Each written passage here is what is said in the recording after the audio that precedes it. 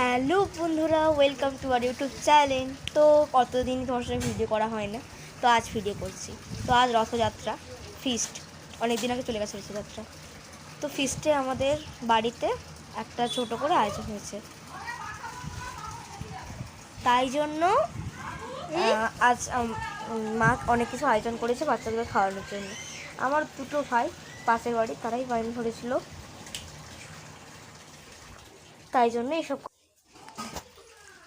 তাই আমি আমার কাজ স্নান করে আমি ঠাকুর পুজো করছি। ঠাকুর পুজো করে পাঁপড়টা ভাজলাম, ভিজে এবার আমি একটু তেল কারণ তেল না মাখলে আমার চুলগুলো পুরো ফিকে হয়ে যায়।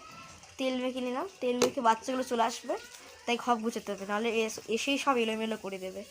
তাই তাড়াতাড়ি করে নিলাম, নাহলে একটার সময় যেন সব চলে আসবে আর এলোমেলো করতে শুরু করে দেবে। কিন্তু একটা কথা, আমি যে এতদিন ভিডিও ছাড়িনি, আপনারা কিছু মনে করবেন, কারণ তখন আমার পরীক্ষা ছিল, পরীক্ষার জন্য আমি ভিডিওটা করতে পারিনি।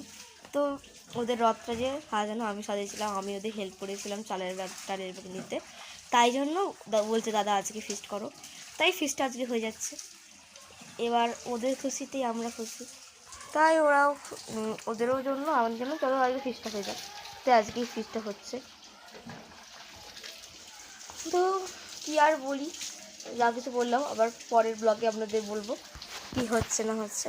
তো এখন রাখছি, বাই বাই।